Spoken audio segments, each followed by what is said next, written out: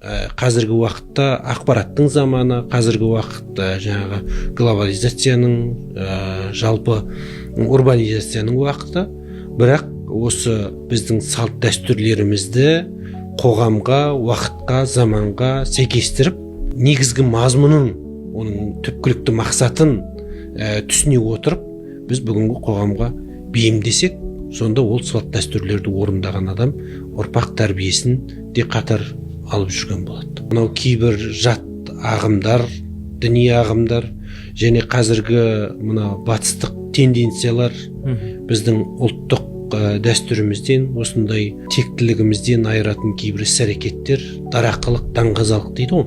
Арзан күлкі, арзан ойын, бұлардың барлығы адамдарды жаңағындай кімнің кім болуы маңызды емес, жалпы адам болып өмір сүрген маңызды деген индивидтік көзқарасқа қарай алып кетіп бара жатыр.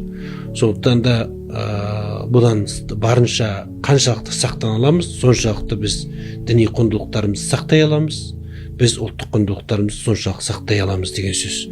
Ал қазіргі ұрпақ мүмкін насихаттау жолын өзгерту керек шығар. Бұрын ата-аналары жаңағыдай радиодан, телевизордан, басқа ақпараттық құралдардан бұл насихаттар жүргізілген болса, қазіргі уақытта оның форматын мүмкін өзгерту керек шығар. Себебі қазіргі уақытта мына ұрпақтар арасындағы қақтығыс өте күшті. Бұрынғы уақыттарда мына аграрлық қоғамда болсын, мына индустриалды қоғамда болсын, ұрпақтар арасындағы бір-бірін түсіну, бір-біріне сәйкестік өте қарқынды емес тұғын.